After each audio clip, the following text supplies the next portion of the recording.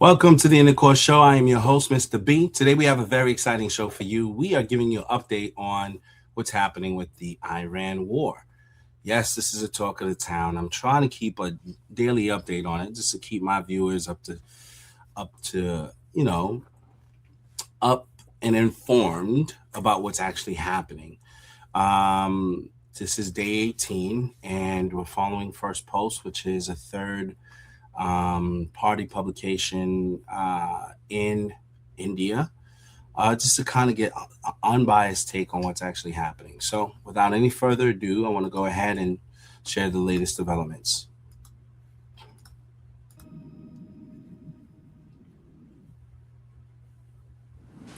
This week holds great significance for Iranians. It's supposed to be holiday season there. The Iranian New Year, or Nowruz, is on Friday. So this week is all about the prep. You clean your house, you shop a little, you visit your relatives. But this year, Iranians are besieged by war, and the regime is firing back. They're launching large-scale attacks on Israel and the Gulf.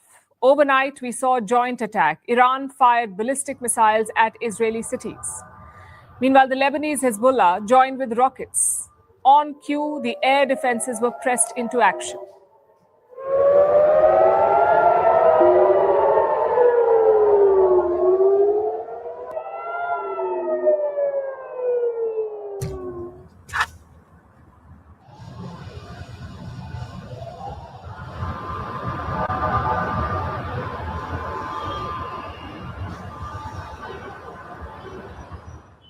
So far, more than 3,500 Israelis have been wounded in the war, and around 15 people have been killed. Overnight, we also saw major attacks on Iraq. Iran fired around 5 drones at the U.S. Embassy in Baghdad. The strike caused an explosion inside the compound. Take a look.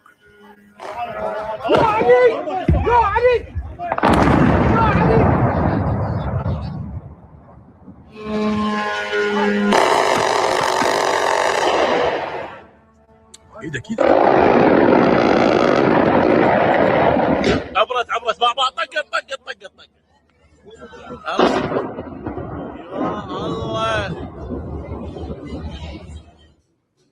Iran also targeted the UAE's Fujairah port.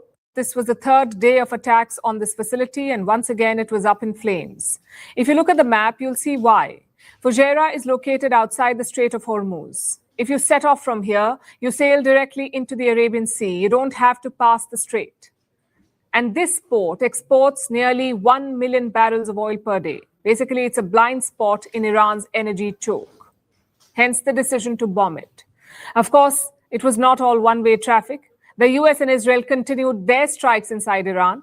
Israel claims to have taken out 2 senior regime leaders. We'll tell you more about them later on the show. Meanwhile, the US hit Iranian missile launchers.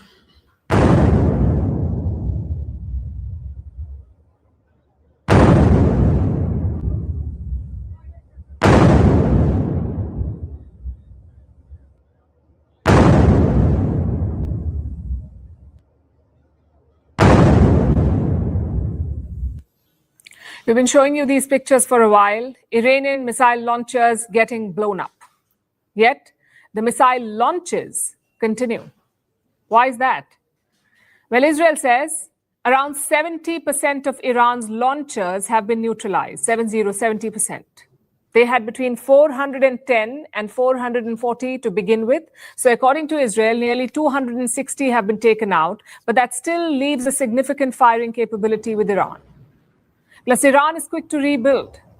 They lost nearly 200 missile launchers in last year's war. But within 8 months, they built back the whole arsenal. Also, don't forget the drones. Iran has thousands of Shahid drones in underground facilities. Firing them is a lot easier than firing missiles. So the bottom line is this: Israel and the US have demonstrated spectacular military superiority, but Iran still retains sizable capabilities, which is why a battlefield outcome appears so distant. Let's look at diplomacy instead. Donald Trump says he is talking to Iran's regime.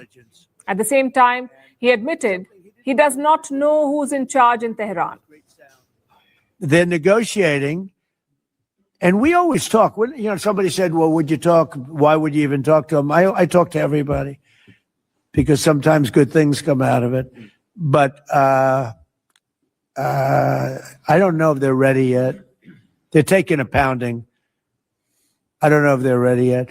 And we don't even know their leaders. Look, all of their leaders are dead, as far as we know, but they're all dead. We don't know who we're dealing with. That's far from reassuring. Trump basically said he doesn't know who he's talking to. As always, Iran has rejected this claim. Tehran says the war will continue as long as necessary. Trump's other new project is the Strait of Hormuz. He wants other countries to send warships to the region, basically escort containers out of danger.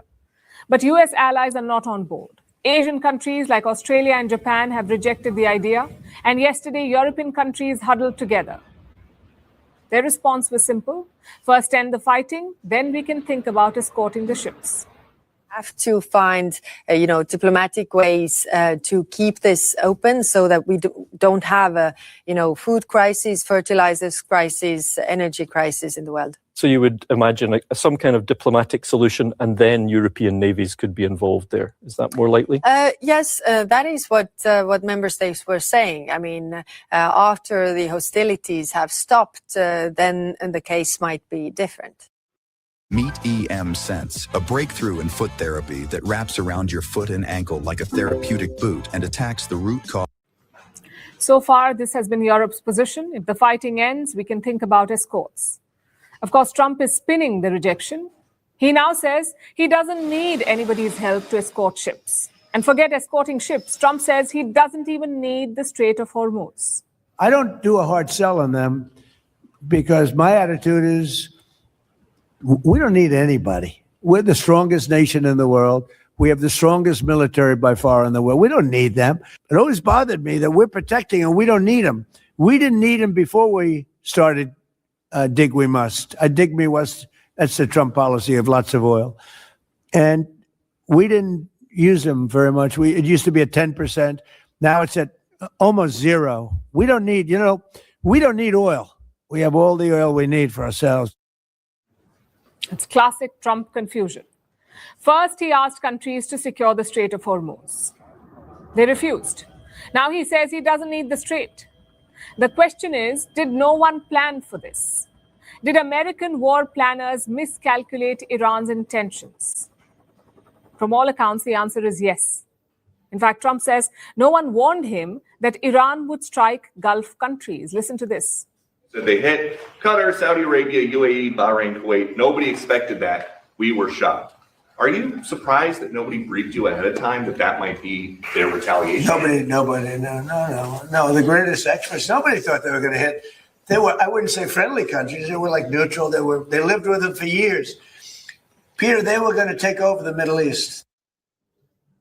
That's frankly unbelievable. Iran's supreme leader himself gave the warning. He threatened to strike Gulf bases and oil fields, and yet no one in the White House knew that this would happen. If true, this is quite worrying. Trump's own officials are getting disillusioned by this campaign. In fact, today we saw the first major exit. The director of America's Counterterrorism Center has resigned. He says Iran did not pose any imminent threat to the United States. He also says Trump was pressured by Israel to start this war, and therefore he quit. Now, all of this reveals a lack of depth in planning and preparation. They did not prepare for Gulf attacks. They did not prepare for the Hormuz shutdown. They did not prepare for the regime to survive. Trump is basically winging a war in front of our eyes.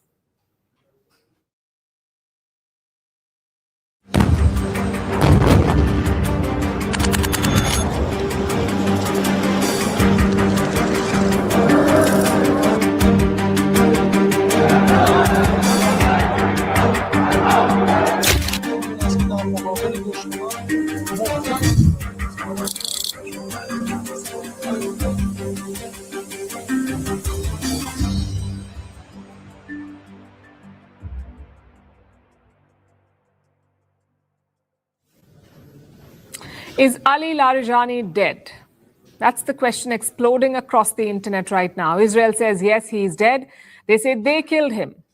In fact, the report first came out in Israeli media. Then their defense minister confirmed it. He said, An Israeli strike had killed Ali Larijani. He's Iran's security chief, one of the most powerful people in the country. And now the Israeli Prime Minister has said the same thing. Ali Larijani is dead. Listen to this. This morning, we eliminated Ali Larijani. Ali Larijani is the boss of the Revolutionary Guards, which is a gang of gangsters that in practice runs Iran. Alongside him, we also eliminated the commander of the Basij, the helpers of the gangsters, who spread terror in the streets of Tehran and other Iranian cities against the population. We are operating there as well, operating from the air with Air Force aircraft and with UAVs. We are undermining this regime in the hope of giving the Iranian people an opportunity to remove it. Israel says Ali Larijani was hiding in an apartment along with his son. That's when they were targeted. Israeli leaders are calling this a major breakthrough. They say removing Larijani is a big win. It weakens Iran's entire power structure. And what has Iran said? Well, they've neither confirmed nor denied his death. There is no official statement. Instead, the Iranian media has shared a handwritten note. A note apparently written by Larijani himself. It praises the quote-unquote warriors of the Iranian Navy, those who were killed in the attack on IRIS Dena, the Iranian ship that was torpedoed by the Americans near Sri Lanka. Larijani's note praised the sailors who died on that ship, but no word on his status. Which brings us to the question, why is this such a big deal? Who is Ali Larijani, and why is his removal a breakthrough for Israel? This man is Iran's top strategist, Secretary of the Supreme National Security Council, a former nuclear negotiator, and the Speaker of Parliament for 12 years. YouTube creators, if no one clicks your video, nothing else matters. Not your content, not your script, not your editing. Most importantly, he is part of a power dynasty. His family has been compared to the Kennedys of Iran. And Larijani himself is a strange mix, a philosopher who studied Immanuel Kant, a hardliner when required, and a deal maker when it mattered. He is one of the few people in Tehran who can talk both war and peace. His death would be a huge blow to Iran. And this would be the worst possible time for Iran to lose him. Their supreme leader, Ali Khamenei, is already dead. They've lost multiple top generals. Their system is in shock. And in that chaos, Larijani has become a key stabilizer, shaping Iran's war response and possibly influencing the succession plan. So if he is indeed gone, there will be a vacuum, and whoever succeeds him could be even more hardline. So how do we confirm Israel's claim? Well, watch for three things: a state TV announcement, funeral ceremonies, and statements from top leaders. If none of this comes soon, it could mean that Ali Larijani is still alive and Iran is buying time, or it could mean that he is dead and Iran is managing the fallout. And while Larijani's fate is unclear, there are rumors about Mojtaba Khamenei too. He's Iran's new supreme leader, Ayatollah Khamenei's son. And he's been missing from public view. Some say he's injured, some say he's in hiding, and some even say that he's been moved out of Iran. One report claims that he's in Russia. It says Mojtaba Khamenei was injured in the strikes that killed his father, so Russian President Putin offered to help, and Khamenei was taken to Russia for treatment along with a team of Iranian doctors. Again, we cannot confirm this. But the debate about his fate is so intense that even Trump has chimed in. A lot of people are saying that he's badly disfigured. They're saying that he lost his leg, one leg, and he's been hurt very badly. Other people are saying he's dead. Nobody's saying he's 100% healthy. And he hasn't spoken because the Ayatollah would sit and he'd spew hate from a form of a throne, not as nice as a throne. I like the English throne much better, but it was a fancy chair. But he'd spew hate from his chair. But you see him a lot, right? This one we haven't seen at all. So that could be for a lot of different reasons. We don't know, Peter, if he's dead or not. Now that you've announced, I will say this: nobody's seen him, which is unusual.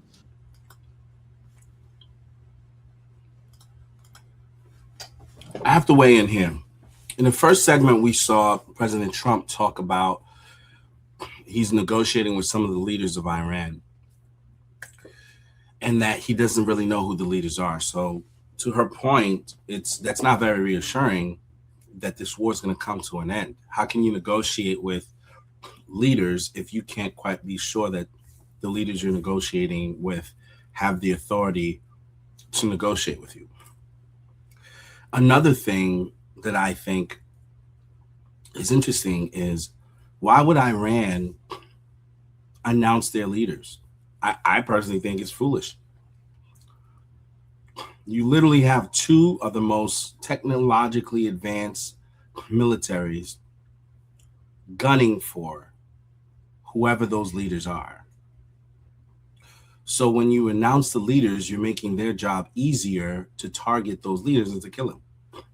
So to me, I wouldn't understand why anybody would even announce the leaders. As you can see, they're very successful. The US and Israel seems to be very successful at targeting and killing those leaders at will. And to me, that is not a good way to negotiate. How do you negotiate with people when you're killing them? You're killing their leadership in the middle of the negotiation.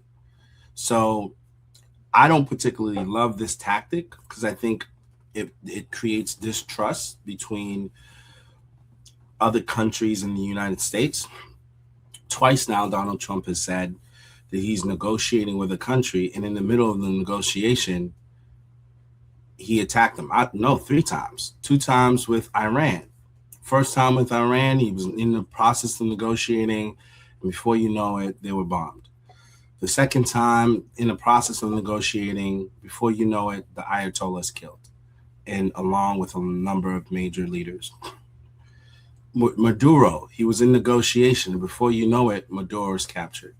So this is sending a message to anybody in the world not to negotiate with the United States on anything.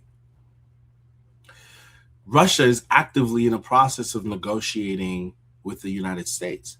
Should they be concerned that there's some sort of plot on the life of their leader as we speak? That makes people nervous, especially a nuclear-powered country. So if the perception of the United States is that every time they say they want to negotiate, it's a ploy to secretly attack you or essentially sucker punch you, to me, I think we lose a little bit of respect for that. And again, I'm a supporter of the president. I want to see the American people win. But I think there's certain ways that he does things that is not portraying the country in the best light, right? If you tell a country you're negotiating with them, they shouldn't attack you. Those are tactics that you've seen done by other countries. But now the U.S. seems to be employing it themselves, right? Oman, they're in the middle of a negotiation. They get attacked by Israel. Our guard is down. We're trying to help the situation, and now we're getting sucker punched. It's becoming a trend, and I don't think it's a trend that reflects the country well. And again, different leaders have different tactics, different processes in terms of how they go about doing their business. But I just feel like if you're negotiating, you can't be actively killing the people you're negotiating with. That's not a negotiation. That's a tactic to destroy them. And so you're not going to see these people. I would think that they're wise enough not to announce their leaders, that they have a shadow leadership that hasn't been announced, or that they're at least saying one person's the leader. And when somebody, they think around the process, because clearly we're targeting leaders, which to me, I don't know why, but that's what we're doing. To me, when you create this environment of distrust, it results in no one wanting to actually trust you to actually settle the war. It only further and deepens the perception of your country that you say was misleading to their people. But their people are watching us do certain things that I don't think will ever make them see us as liberators. Now, that will be the story that gets told, but I just don't see how the logic in that. If the US was on the flip side and a country told us they want to negotiate with us, let's say China, we're negotiating with China, in the middle of negotiating with China, they kill Donald Trump. Would we want to do a deal with China? No, we wouldn't trust China. So in the same way, why is it like logical to think that we can tell the world that we're negotiating with this country and then we're actively killing their leaders? To me, I don't know, like it's braggadocious. It makes us look like we're tough. And I think that's kind of Trump's approach here. Like he wants the world not to mess with us. And I get it. But I think when you yield great power, you have to be extremely passive in terms of when and how you use the power. If you're braggadocious, then no one trusts you. And I think that's what's happening here. A lot of people are not, including some of our allies, are not going to trust that we stand behind what we're doing. Anybody who's in the process of negotiating with you, but also has a target on their back, can't trust you in those negotiations. I mean, maybe it just seems weird to me, but as I'm hearing this, we're negotiating, but you're killing their leaders. How is anybody going to trust you? Or whatever it is you're negotiating, there's no honor here. There's like if we're in the process of negotiating, we're not trying to kill your leader who's signing off on the negotiation. So, you know, this is kind of playing out in the public eye. And that's why you're starting to see a lot of countries don't even want to get involved, because they don't know if they can trust what they're seeing, right? You know, the UN clearly are not powerful enough to will certain countries in. So they're somewhat powerless in this process. But I think the countries that makes up the members of the UN are having a taste left in their mouth, and the perception that we've had that we're a fair country could potentially be challenged by the way that we're going about these negotiations and that the way that we're handling business. Now, again, it's undeniable that the United States has a strong military. It's undeniable that Israel has a strong military. And if that's all we wanted was, you know, a trophy for having a strong military, we got the gold trophy. We have a strong military. We could probably take out anybody we want in the world at any time. But in terms of people trusting you and doing business with you and establishing relationship with you, when there's a lack of trust, and that's irrespective of just politics, when there's a lack of trust, whether it's in a marriage, a friendship, a family, no one will actively follow through on what they agree to do with you because they don't trust you. And I think the actions that we're taking are too aggressive. Yes, we're engaged in a military process, but we're being too aggressive, and it's leaving people with the wrong impression about how the United States does business. You know what I mean? So it's, to me, it's a bit of a mistake that's going to have the adverse effect. It's actually going to cause the war to drag out longer than it needs to. And if you attack and then you pull back and you sit down and you negotiate without continuing the attack, maybe you get those people to the table to say, look, I didn't want to hit you like that, but I'm just letting you know I can hit you like that anytime I want to, so don't push me to hit you like that. But if I'm negotiating with you and in the middle of the negotiation I hit you like that a certain way and kill one of your leaders, and then I'm still killing other leaders while I'm talking to you, at no point, yes, you've demonstrated that you're superior militarily to those people.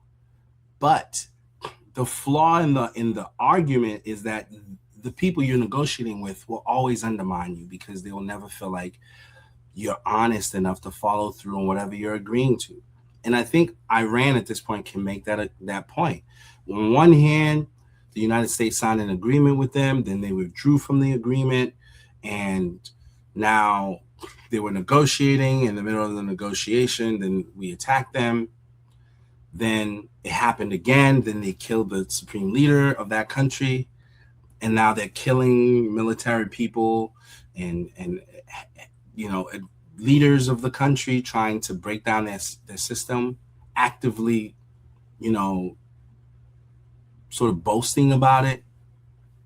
This is not how you make a country of 100 million people trust you to cease fire, to stop fighting you. And even if we got them to cease fire, even if they agreed to put a leader of our choice in there, do you think the 100 million people that watch your style of communication and your style of leadership will trust you to actually govern the country? They will fight against you. And we see that demonstrated in Afghanistan. For 20 years, we ran Afghanistan, and we didn't win those people over. We never won them over. They kept fighting us. They kept being suicide bombings. They kept fighting us for 20 years, to the point that we eventually just pulled out and left. And now the same government we try to overthrow is back in power, only showing the world we don't really got this under control. Again, I'm not trying to criticize America. I'm simply saying the definition of insanity is doing the same things and expecting a different result. We're going about things the same exact way, and we're getting the same results. We tried this with Afghanistan. It didn't work. Those people, even though we demonstrated to the world our military is stronger than yours, that's without a doubt. We took out their leaders. We toppled their government. We came and occupied those people. But they never trusted us. They never believed that we were their liberators. Not in Iraq. They didn't believe it in Afghanistan. So guess what? Those people, even though they didn't win the war, they kept fighting you. They would rather blow themselves up and kill themselves to fight you, because they didn't see you as trustworthy people, that they wanted to govern them. So ultimately, these people, their whole lives, their whole existence was to fight against you. So now if that's their mindset, that's why Afghanistan is still being run by the same people now. They was like, okay, if it takes 20 years for us to oppose you, we will oppose you. Why do we think that these people in Iran, even if we won everything, they laid down their arms, they're totally powerless, why do we think that these people in Iran wouldn't take on the same positions that other countries like Afghanistan and others did? Why do we think that? So to me, winning is not just toppling the country and saying, yeah, you have no more bases, no more guns, no more ammunition, but the will of the people still resists you. The goal, I would like to think, is that you're going to win the people over and say, our system is better than their system. And if given a choice, we believe you would choose our system over their system. So whatever you're presenting to those people to choose your system has to make them believe that you actually care about them, that you care about their way of life. We're not presenting anything along those lines that would make them believe that, not by how we've conducted ourselves. It looks crazy. I'm not saying it is crazy. I'm just saying it looks crazy. Maybe I'm watching some AI. Maybe I'm getting the wrong information. I don't know. I'm a person who supports the president, who wants to see the country, the United States, succeed, right? At the same time, I'm also unbiased in terms of how I'm perceiving the situation. We're trying to win people over to come to our side, to subscribe to our way of life, to do things in a more democratic manner, but we're going about it in such an aggressive manner that it's actually having the opposite effect. It's making them reject. It's making them think there's a lot of hypocrisy in how you guys do things. Like, why do you negotiate in a manner where you're killing leaders in the middle of the negotiation? Why does it seem as if like you're kind of bullying us? It's a regime change thing. Like, it's leaving people with a bad taste. I don't know if the optics are there. Like, you just saw in a clip earlier that President Trump said, what did he say? He said, no one told him that Iran would retaliate by shooting down all the oil fields and at other allies in the region. If no one told President Trump that, he's got some bad advisors.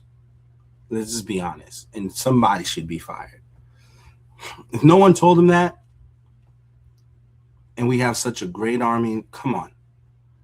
So either he's not being forthcoming with that, he knew, or he's somebody, or he's got staff that's maybe too afraid to speak up. I don't know. But how do you have staff that says, here's the potential repercussions the moment we launch a strike against these people? And it does make it seem like this was something that they just did on the seat of their pants. I think if you got an operation to kill a leader, and that's all you really wanted to do is just to take out the head, then maybe you didn't ask about the extra details. But if you're trying to regime change a country, there should be extensive meetings about what happens next once that happens. And I could have already seen this. I mean, I've done some shows in the past where they were literally asking senators and other people who was for the U.S. engaging in military actions against Iran, what happens next? And all of them would stumble. Oh, I don't know. It's up to the Iranian people. They didn't rise up. You can't just kill their leader and then say, well, you guys got to figure it out, provided that whoever you choose, we agree with, or else we'll do this again. How are those people going to trust you? How is the world going to trust you under those type of terms? Again, I want to see our leaders succeed. I'm not here to paint myself as an enemy to our leaders. I'm praying for them. I want to see them succeed. I don't want Trump's legacy to be a blunder in Iran. I don't want, the great things that he's accomplished to be masked by a long lasting war that accomplished nothing but a bad perception of the country that's supposed to be celebrated around the world. To me, that's not a win. It may be an immediate win in that certain leaders are not in power, but it's not an overall win if you as an American can't travel certain places without fear that someone from some country that we did wrong might be targeting you as a terrorist.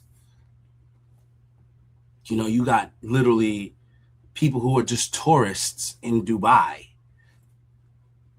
checked in at a hotel, and they don't know if that's one of the hotels that could be targeted by an Iranian missile. What kind of peace of mind does an American person have traveling the world under those types of pressures? There's no peace of mind, which is why it's one thing to have the military power, but there's other intangible things like, does other people think well of Americans? Because when you leave the country and you have to interact and go to different places, are you now going to be a target? That has to be what people think about. Like, to me, if you go around kind of, flexing on other countries and they make it their lifelong mission to attack you and your people, no one is ever safe.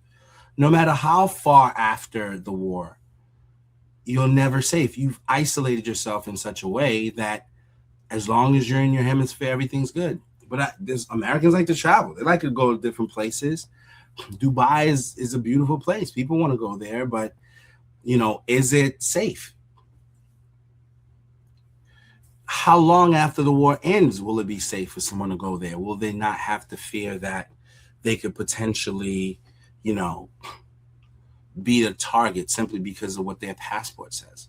So to me, there's things that I think the president needs to consider to really kind of tone the rhetoric, even as you do certain interviews. I get it. We're stronger than them. That's without a doubt. No one going into this thought that Iran had a superior military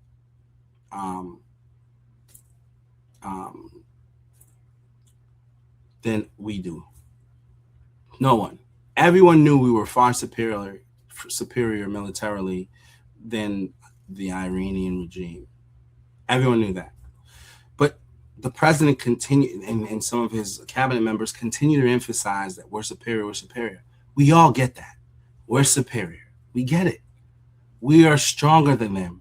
We have more toys than they do. We have more capabilities than they do. We could take them out in an afternoon. You're 100% correct. We could push a button and they could be wiped off the face of the earth in minutes. That's 100% true.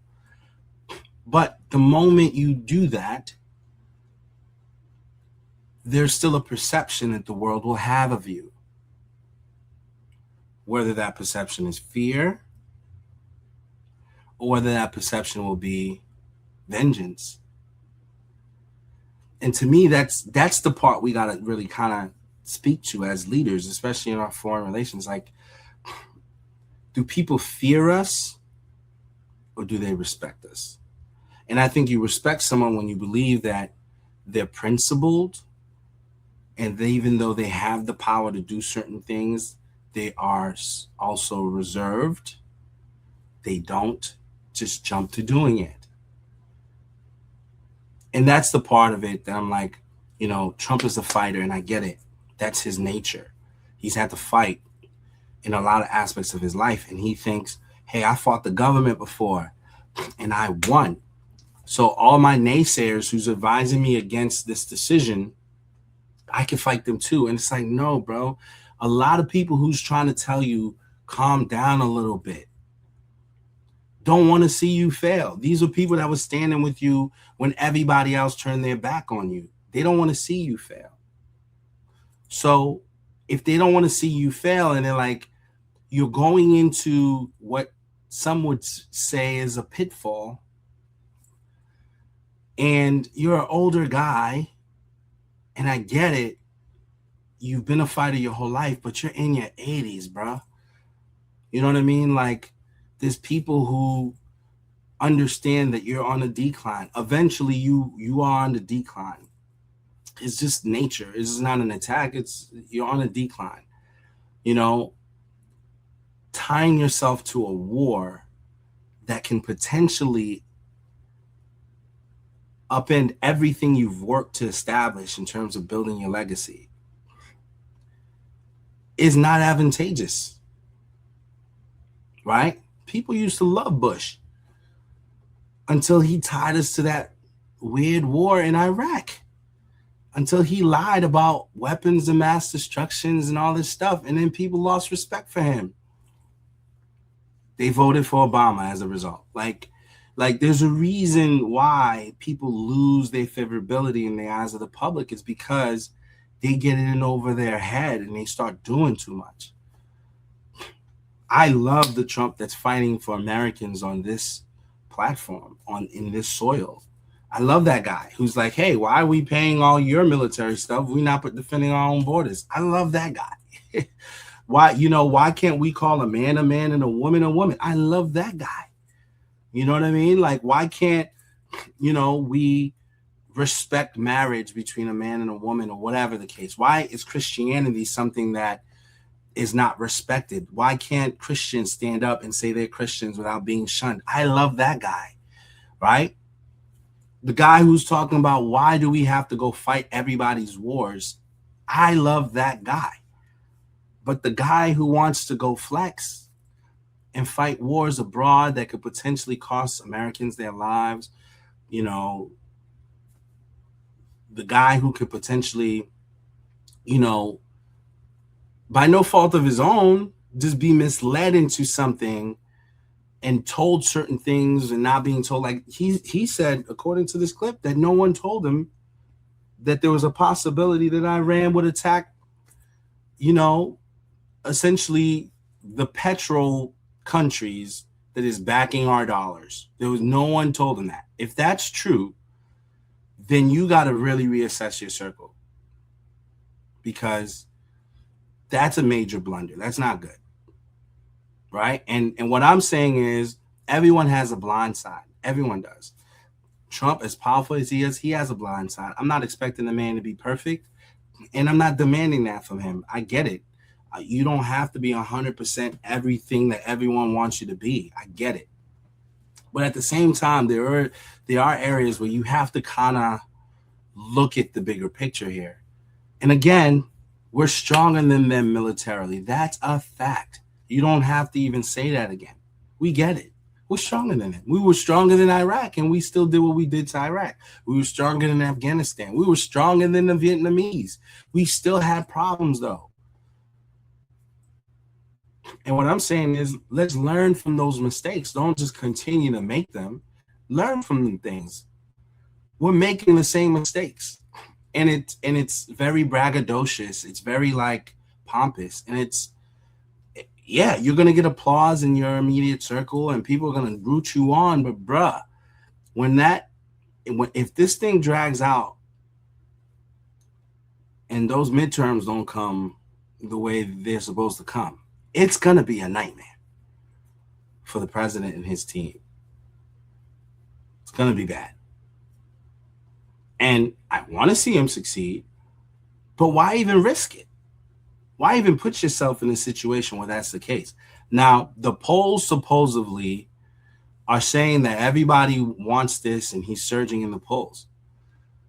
But Biden was surging in the polls. Kamala Harris was surging in the polls, and she got blown out. Why are we trusting polls? It is a fact that a lot of people don't want the country engaged in foreign wars.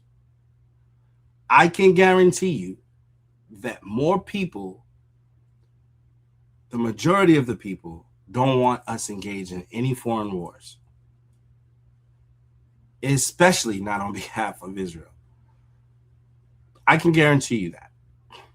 Now, the polls may not reflect that, but people can doctor up polls too, depending on who you ask and what the sample size is.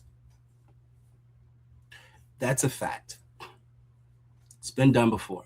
There were polls that said that Trump could never win re-election, and he's the president. So we can't just put all our trust in some polls that says, yeah, the American people are behind you on this. They're not. I don't think they are. Not by what I've seen. Now, obviously, mainstream news will say certain things, but not by what I've seen. I think and Trump has to be honest with himself.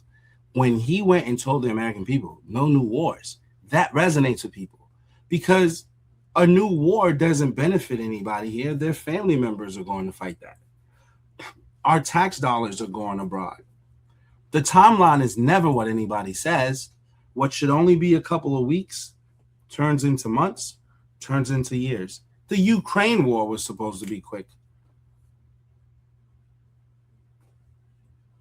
It's 4 years in. We're close to 5 years, if not.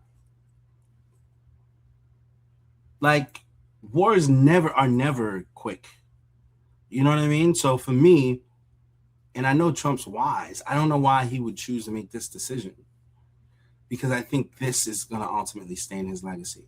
But look, I hope it all works out in his favor. I hope whatever it is they're doing actually results in something positive.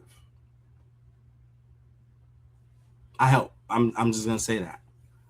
But I don't know. This is dragging out longer than it should. And I don't think that what we're doing is boding well in the public sphere. Iran is obviously pushing back hard. Its foreign minister insists that Mojtaba is healthy and in control. So here's where we are at tonight. Ali Larijani may be dead, and Mojtaba Khamenei is nowhere to be seen. Iran's leadership is being tested like never before, and the question right now is not just who's dead. The question is who is in control.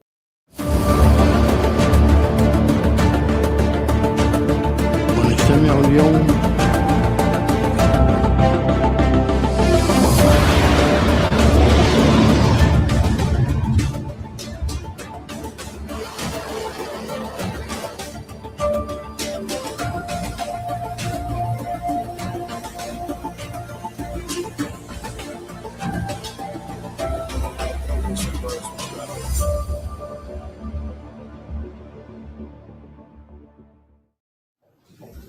Iran's onslaught has been regional.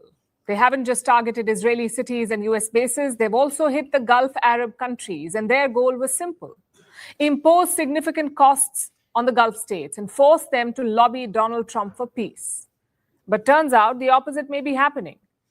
Let me show you a new report. It says the Gulf countries are asking Trump to not stop the war. They're asking him to not stop the war. They want the US to keep hitting Iran. The question is why? Before the war, the Gulf states advocated for diplomacy. They did not allow the US or Israel to use their airspace against Iran. So what has changed in these 2 weeks?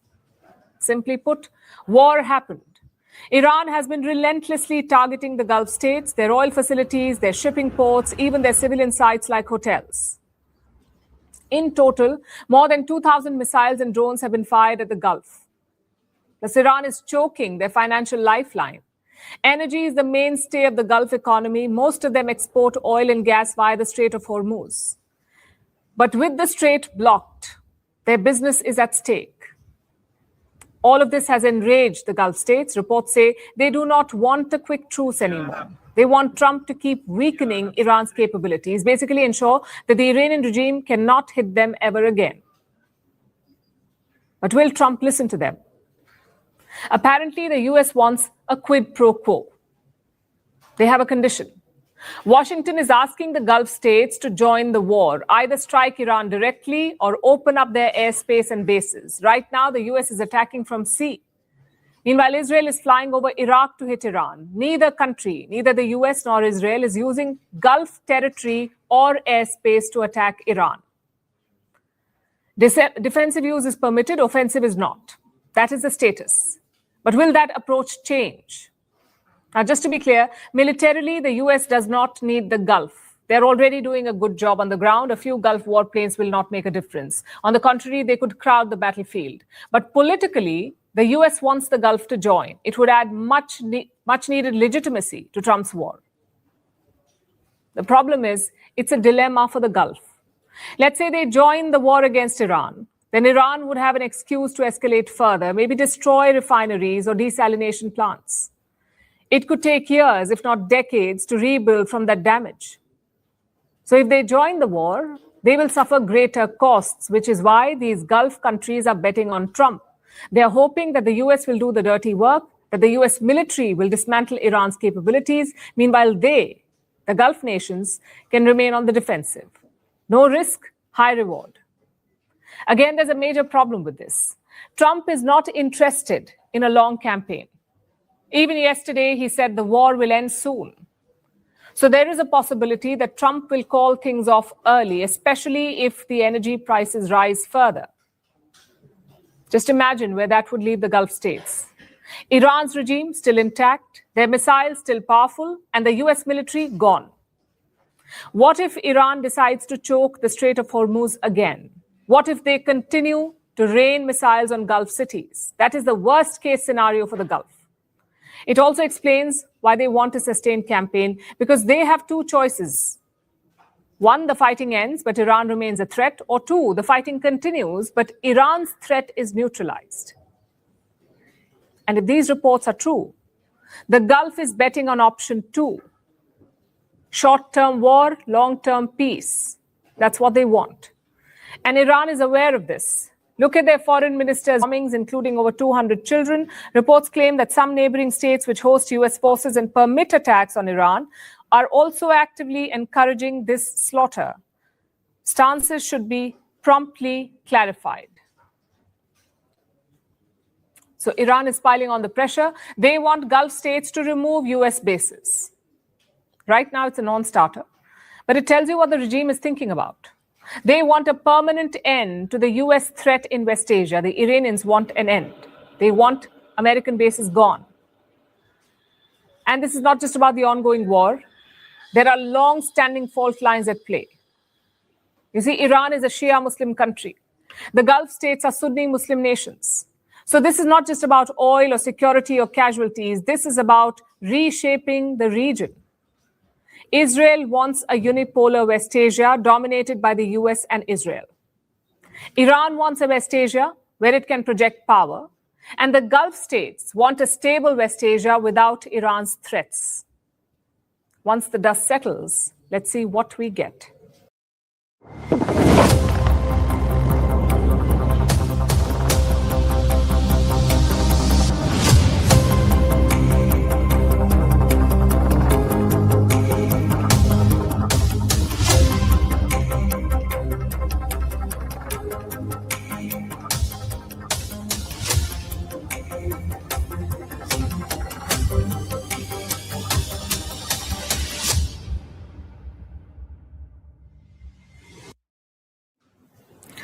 Now let's talk about the stock markets, because the war has landed in your portfolios too. It is showing up in your SIPs and your investments beyond stocks. In fact, let me give you a number. $639 billion. That's the kind of money that has already been wiped off. That's the loss in market capitalization of Indian stocks. What is market capitalization? It's the total value of all listed Indian companies. They've lost $639 billion in the March quarter alone. That's January to March 2026. And a bulk of this loss is thanks to the war. It's also the sharpest fall since the pandemic, since the crash of March 2020. So the obvious question is, what should you do? Is this a buying opportunity? Is it a good time to invest? Perhaps not. Because the markets are quite unstable. Just today, the Indian markets closed in the green. The rise was marginal, though. The Nifty rose by 0.74%. The Sensex gained 0.75%. This is hardly reassuring. The fact is, this market is unpredictable. And that is true for global markets, too, fallen by 5.5%. And how much is that? Going by conservative estimates, that's about $5.5 trillion.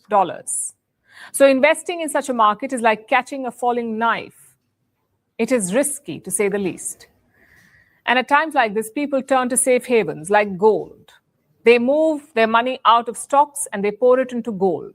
When everything begins to fall, gold retains its value. At least that is how it's supposed to work. But this war has complicated that story too. Gold prices slipped yesterday. Gold was trading below $5,000 for an ounce. 1 ounce is 30 grams. $5,000 for an ounce. And why is gold falling? Well, one of the reasons is the US dollar. It is getting stronger. This is influencing demand for gold. But if the war continues, gold prices may rise again. This is the assessment of ANZ. It's a major global bank. It says gold is still a safe haven. It's a good geopolitical hedge. And the numbers back up this take. In 2026 so far, gold prices are up by about 16%. So despite the recent dip, gold has significantly outperformed many stocks this year. Which brings us back to the question, what should you do? What should you do with your money? Should you buy the dip in stocks or should you move into gold? Well, there is no perfect answer, but there is a framework you could stick to. If the war escalates further, if oil prices stay high and inflation increases, stocks will remain under pressure. One big factor here would be the price of oil.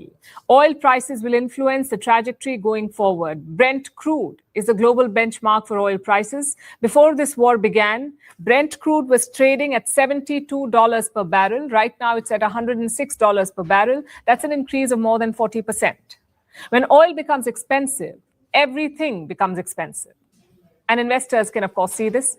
So they're adjusting their strategies to account for higher oil prices. But here's the other side of that equation. What happens if the war ends? Well, then the oil prices should ease and the bulls would return to the stock markets. The problem is, no one knows which way this is going. In a war like this, the market does not follow a script, it follows fear. And right now, the smartest move may simply be to wait it out.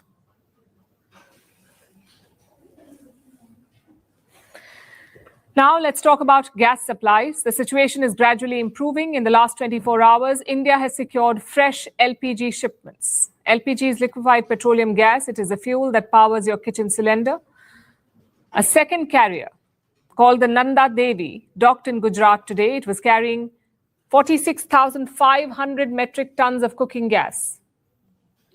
But the crisis is far from over. 300,000 metric tons of LPG remain stranded in the Strait of Hormuz. 22 Indian ships are still waiting for safe passage. India is still engaging with Iran to keep the supply lines open. At the same time, New Delhi is working on alternatives. It has begun sourcing cooking gas from the US, and the government is now pushing users to shift to piped natural gas. Here's a report. India's cooking gas supply is under stress. The war in West Asia has disrupted the main shipping route, and 300,000 metric tons of LPG is stranded at the Strait of Hormuz. But today, there is some relief.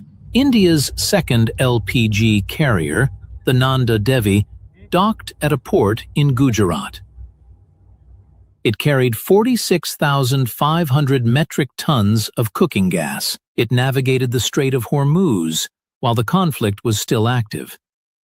To understand why this matters, you need to know how dependent India is on imported energy. India imports around 88% of its crude oil, 50% of its natural gas, and 60% of its LPG. Before the US-Israel strikes on Iran on February 28th, more than half of India's crude, 30% of its gas, and between 85 and 90% of its LPG came from West Asia. The conflict triggered a blockade of the Strait of Hormuz. It remains the main transit route for Gulf energy supplies. India has partly offset the crude disruption by sourcing oil from Russia, but gas supplies have been curtailed to industrial users, and LPG availability to commercial establishments, hotels, restaurants, catering businesses, has been reduced. Right now, 22 Indian-flagged vessels are stranded in the western Persian Gulf. They carry 611 Indian seafarers. 6 of those vessels are LPG carriers. 1 is an LNG tanker. 4 are carrying crude oil. The rest, container ships, chemical carriers, bulk vessels.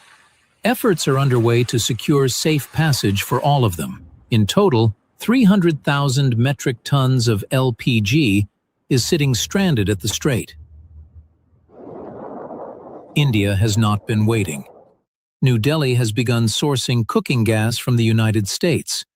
Reports say state-run refiners have locked in a long-term for 2026.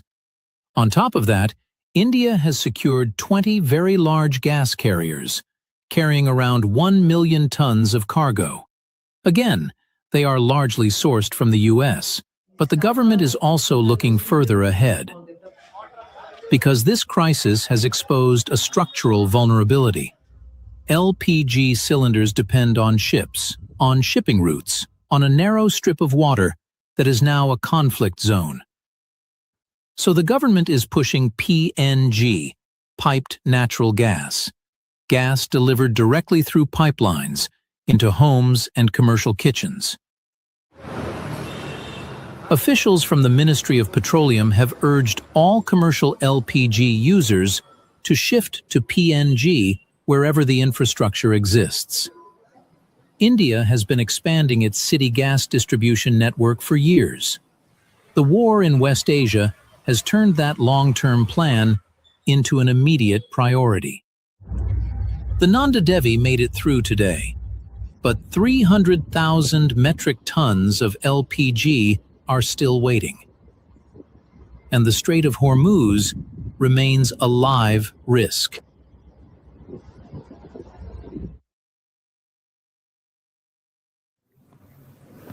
And now time for our top videos of the day. If you've been following us from day one of this war, you already know what this is about. If you haven't, I will say it again. This war is not just playing out on the ground, it's playing out on social media too, and that means a barrage of videos. So every day, we bring you the top verified videos from the last 24 hours, and there are plenty right now. Let's start with video number 1. We talked about Iran's missiles and drone strikes. They've been targeting the whole region. But this week, a lot of focus has been on Israel. The Israeli Iron Dome intercepted most Iranian missiles, but it also missed some of them. Like this one, it hit a street in Tel Aviv, and a security camera captured the moment of the impact. Take a look.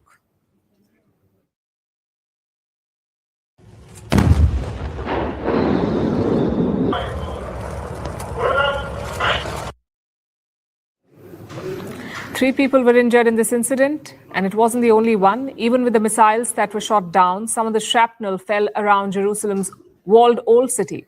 It is home to some of the most sacred Christian and Muslim and Jewish sites. There were no casualties or major damage, but a large ring-shaped piece of metal fell on the roof. It was right next to the Holy Sepulchre. That is the traditional site of the crucifixion and burial of Jesus.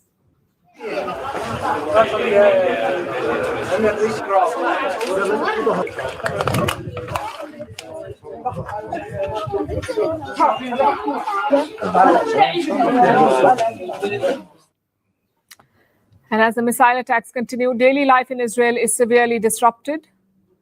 Let me show you a video of Knesset members. Knesset is the Israeli parliament. Members of a Knesset committee were meeting. When sirens rang out, the lawmakers abruptly stood up and they were seen rushing to a shelter. Some residents are even sheltering with their pets. They say the company of their animals helps them stay calm.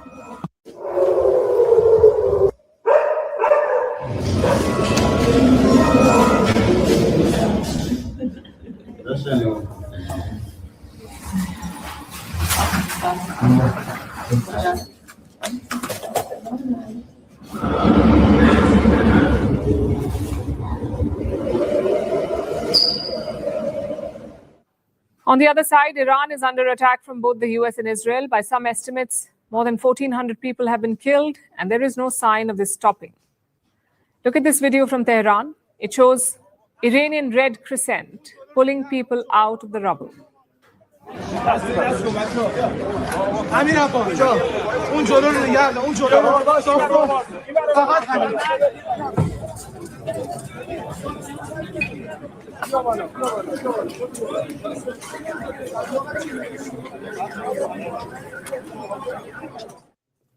Next, we have the curated videos, the ones that militaries share to showcase their prowess. This one is from the US CENTCOM, that's the US Central Command.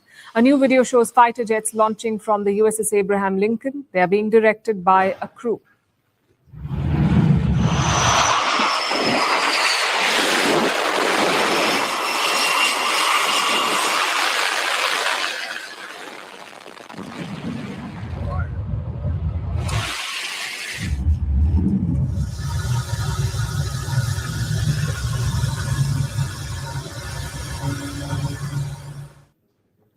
Our video number 6 is from a country far away from West Asia. It's from Sri Lanka. There are long queues for fuel in the capital, Colombo. That's because Sri Lanka has brought back a QR code system. No QR code means no fuel. Every vehicle owner must register online, get a code, scan it at the pump, and only then will they get fuel, that too a fixed quota. This is to ration oil. As you know, the war has disrupted supplies, and smaller economies like Sri Lanka feel the shock first. So the government is trying to cut demand. They've even moved to a 4-day work week. Wednesday is now an extra day off. It's a strategy to save energy without shutting the country completely.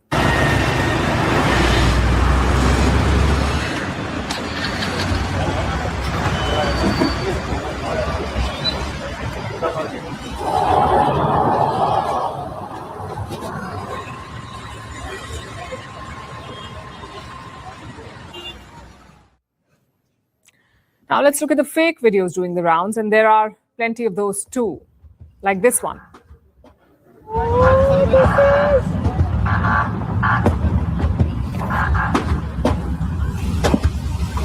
I can't tell you how hot it is. Someone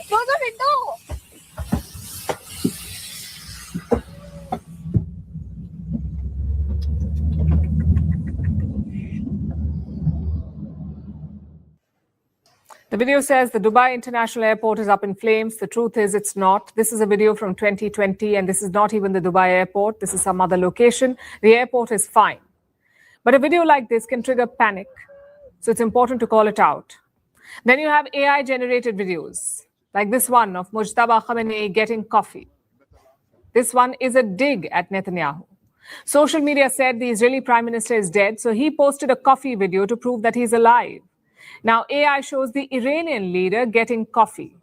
Basically, they're trolling Netanyahu. ראש הממשלה אומרים ברשת שאתה בכלל מת? אני מת על קפה, אתה יודע מה? אני מת על העם שלי. איך הם מתנהגים, פנטסטי. אתה רוצה לספור את מספר אצבעות? אתה יכול להראות לנו? פה. פה. And this is exactly why we keep saying, don't believe what you see. Verify before you share. If it's too dramatic to be true, it's most likely fake. Don't fall for it.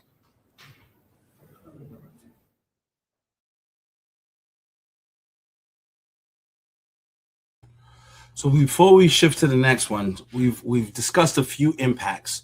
So far, people's stocks, their retirement accounts are getting affected by this because the market's taking a hit, and a lot of stocks and companies use obviously oil, and if that's not helping those companies make money, it's affecting their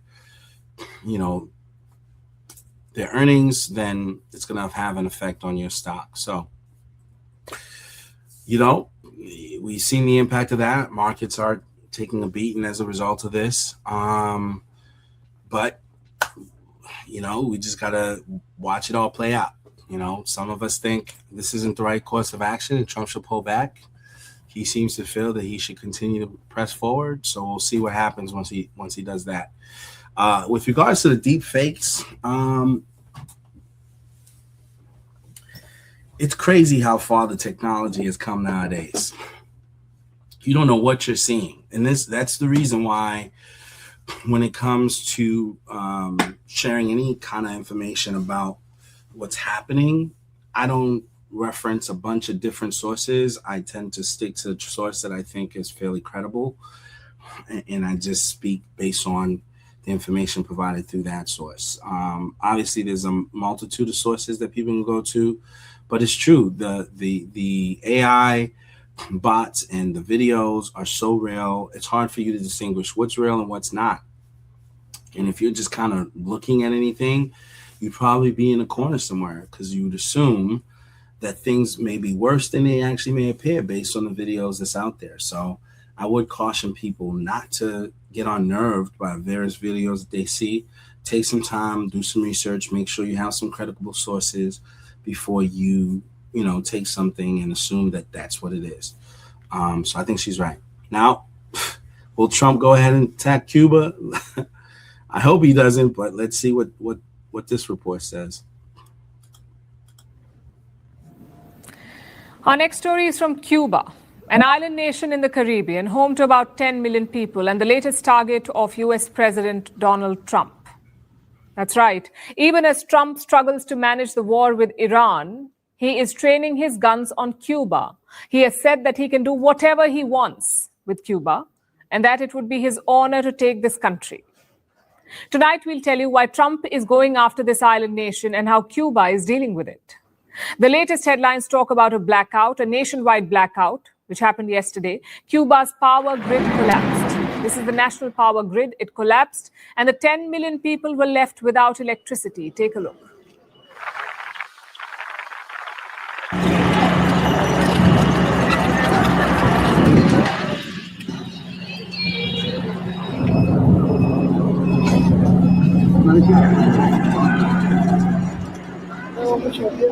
In Havana were left in darkness. Traffic lights stopped working. Shops were forced to shut down, and people lit their homes with candles and torches.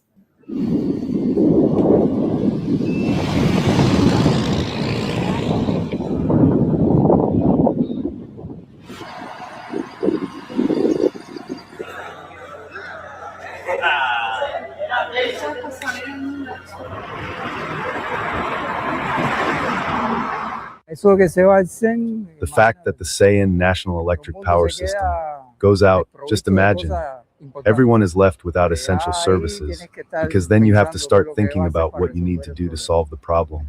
You know, that's just wait. Wait until they turn it back on. We can't do anything. I eat in the dark, I have breakfast in the dark, I shower in the dark, always everything in the dark, all night. What else can I say? This is the third major blackout in Cuba in 4 months, and there are two reasons for this. One is Cuba's power system, which is old, neglected for years, with weak infrastructure, so power outages are a common phenomenon, but that is only half the story. The second reason, the bigger reason behind this crisis, is Donald Trump. He has orchestrated this power crunch. Let me explain how. Cuba generates electricity using oil, and it doesn't produce enough oil on its own. It runs on imported oil, most of which comes from Venezuela. You see, Cuba has been under sweeping American sanctions for decades. They have a communist regime that Washington wants to crush. So they don't have many options to buy oil from. Venezuelan President Nicolas Maduro was an ally. He gave them oil, but Trump has cut off that supply. In January, Trump captured Maduro, and he imposed an oil blockade on Cuba. Basically, he barred Venezuela from sending oil to Cuba. He also warned other countries against supplying oil to the Cubans. So for more than 2 months now, oil shipments have been cut. And the result is this: Cuba has no oil to generate electricity. It is suffering a serious energy shortage. The blackouts stretch for many hours. Several airlines have cancelled flights. Hospitals are struggling to operate. People are queuing up at petrol stations for fuel. And the transport network has taken a hit. The pressure is now spilling onto the streets. People are protesting against the government.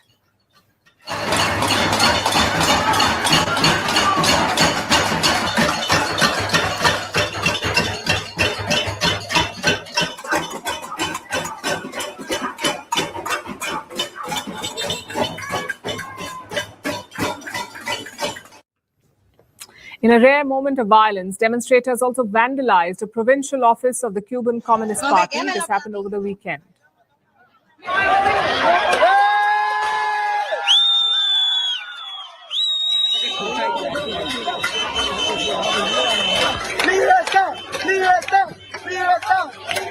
No, que quémelo para pinto. Mira, mira, mira, mira.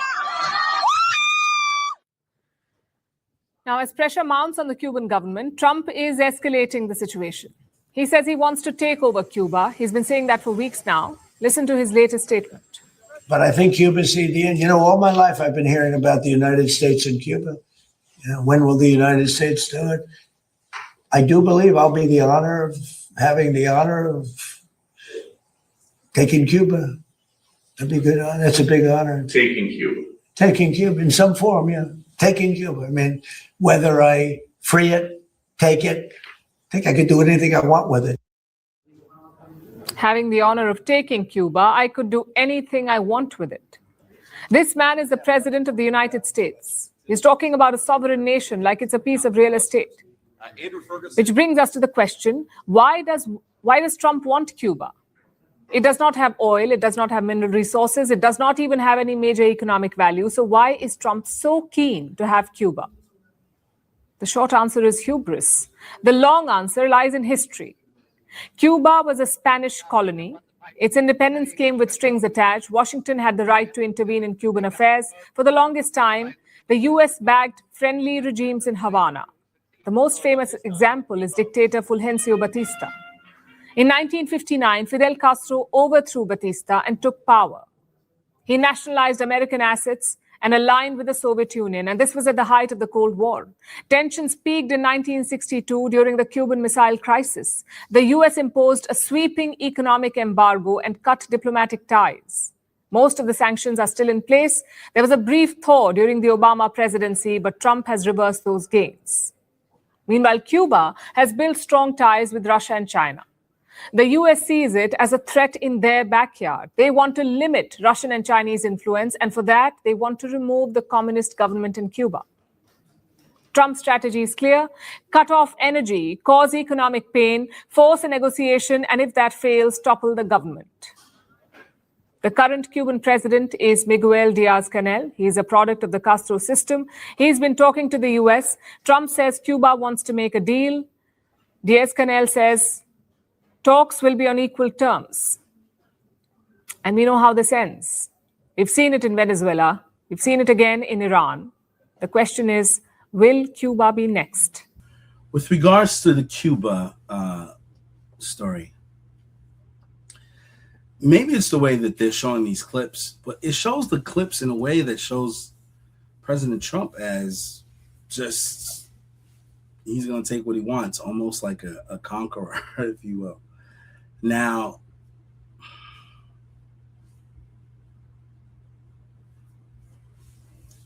I just don't think that bodes well. I think a lot of people are just asking themselves, what did Cuba do to you? You know what I mean? Like, Cubans isn't a threat to the United States.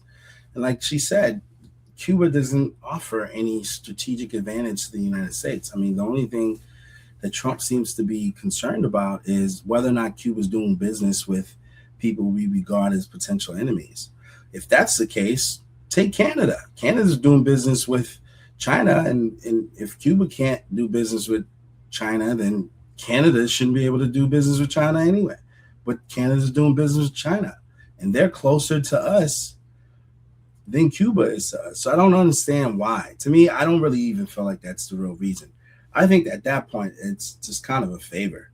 He's probably just doing the Cuba thing as a favor to Marco Rubio. Like, look, you're Cuban, you're from the Cuban, your family's from Cuba. You have problems with that government. I like you. And if we don't like the government, let's take care of it. I personally think that's all it is. It's kind of a, I'll do it because I can type of thing. Again, I think this is giving some of Trump's critics ammunition to go after him. The way he's talking about taking a sovereign country, the way he's talking about doing these things. I think if he was ever challenged and these clips was being shown where he's just outright talking about taking countries and the Supreme Court had to decide on it, I don't think they would side with Trump. I'll just be honest. Like, not that that's a great thing, but I just don't think that they would, because it gives off the impression that he's doing things just because he wants to, not because it's necessarily in the interest of the country for it to be done. And, could you use the government to do what you want to when you can't draw how doing that benefits the American people? If you can't draw that connection, I don't know. I don't know who could even challenge him if he should want to do that. I don't know how that would even be something that gets escalated to the Supreme Court for them to make a decision on it, but we'll have to see. I mean, I think Trump, what we're seeing is some of these big line items that Trump seems to be doing in the first 2 years of his presidency, because I'm starting to think he doesn't think, he's going to have the majority in the latter 2 years of his presidency. So I think he's doing all the bold moves all in one chunk. So in the first year, he tackled domestic policy with regards to trade and all these things. It seems like entering the second year, he's just been taking out, enemies, and Cuba's not an enemy of ours, I don't think. Venezuela, I don't believe, was an enemy of ours. Obviously, they have leaders that are strong-willed, outspoken leaders, but I don't think they're enemies of ours. But it does seem like Trump has low tolerance for anybody that's not agreeing with him. And that could be a little tough. Now, I like Trump's personality. I think in his world, that gets a lot of things done. I think politically, though, there are places where that personality doesn't work well. It's different when you're defending yourself. It's another thing when you're on the offense. And it seems like Trump's been on the offense, and the way he gets painted when he's on the offense is not positive to me. I think it gives us the impression that there's no real rhyme or reason to why he's doing certain things as he's doing it. Again, I'm not a Trump critic. I want to see the guy win. But sometimes you got to call a spade a spade. You got to call it exactly what it is. I think Trump is flexing his muscles a little bit.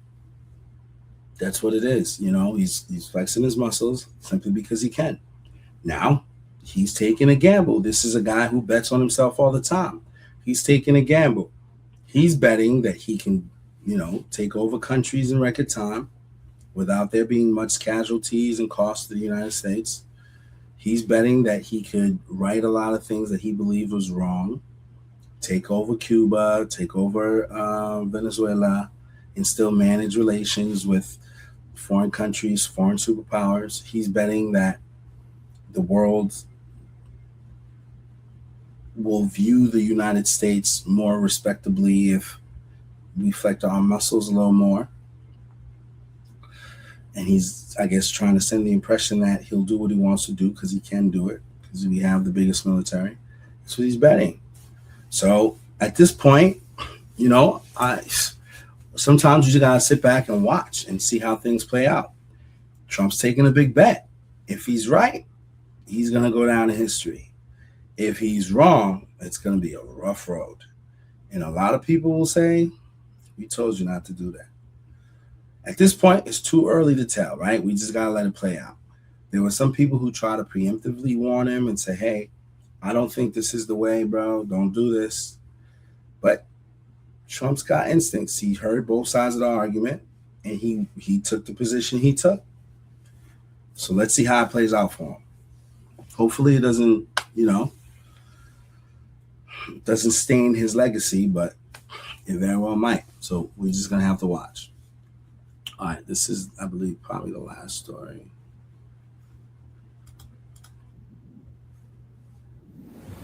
Our next story is about how Iran is fighting this war.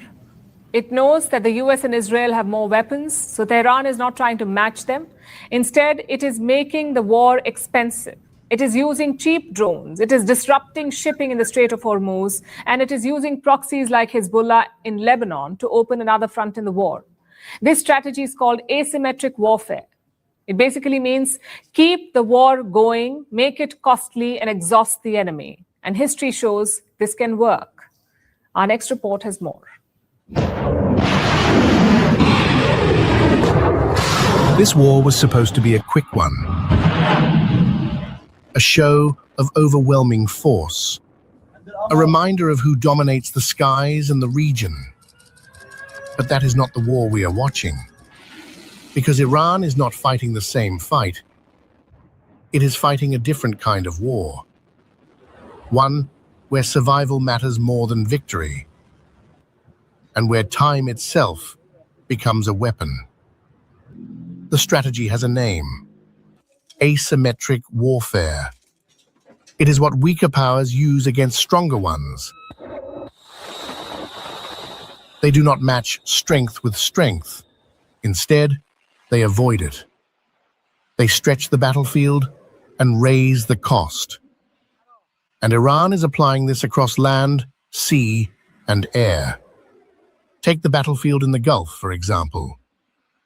Iran is using cheap drones like the Shahed 136. These are often simple, slow, and mass-produced. But they force a response. Each interception costs far more than the attack itself. So the balance shifts, not in firepower, but in cost. Then comes the Strait of Hormuz. It is a narrow choke point through which 1/5 of the world's oil passes. Tehran does not need to shut it completely.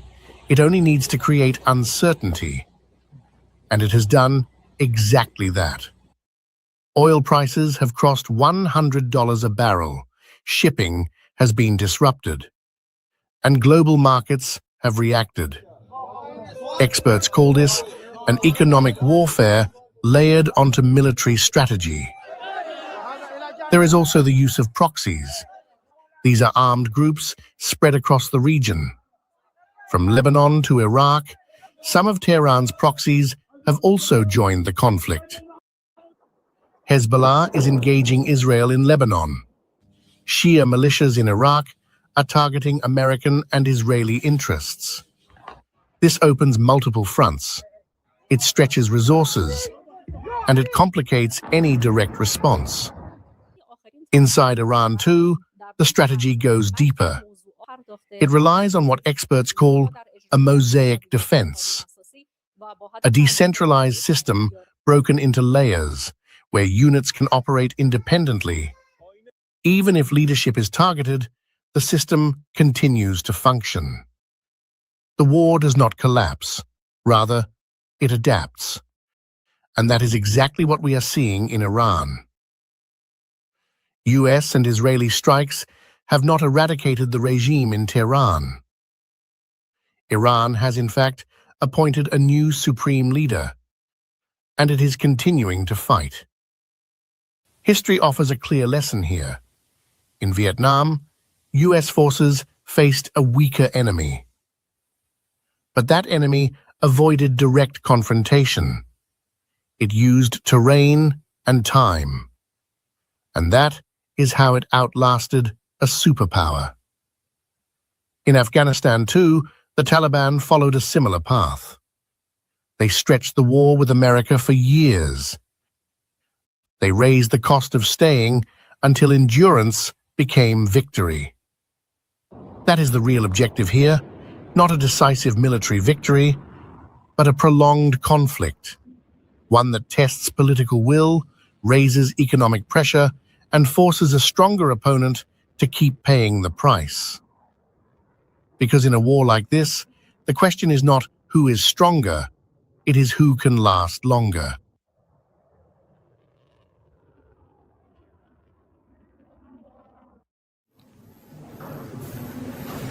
At this point, Donald Trump is just picking countries on the map.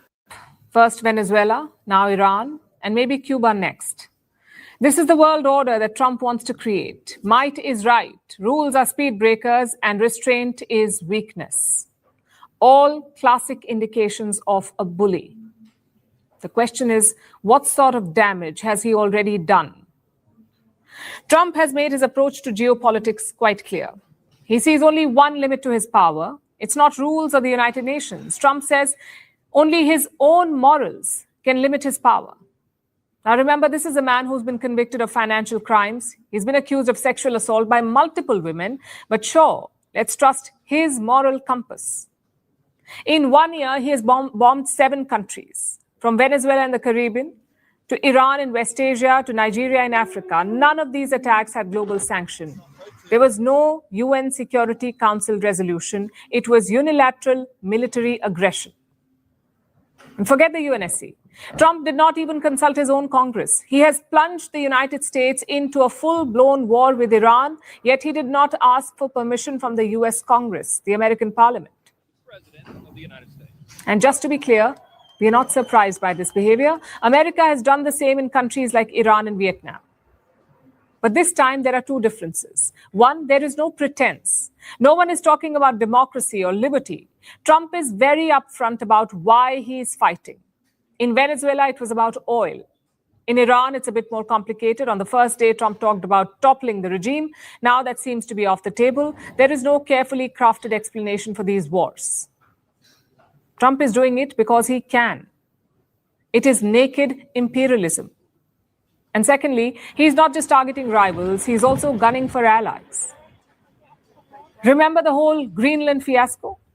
Trump has not given up on that conquest yet. He's just distracted by another illegal campaign in Iran. When that ends, he will turn his focus back to Greenland. If not Greenland, then maybe Cuba. Do you know why? Because nobody is standing up to him. When Trump asked for Greenland, what did European allies do? They offered talks with the White House. Imagine someone tries to take over your backyard, and instead of pushing back, you invite him for some tea. That's what Europe did. Same with tariffs. Trump's reciprocal tariffs were not even legal. They violated American law and international law. Ideally, the world should have united against this bullying. Instead, what did leaders do? They tried to one-up each other with better deals. They jostled for lower tariff rates. All for what? for the tariffs to be struck down by the US Supreme Court. So my point is quite simple.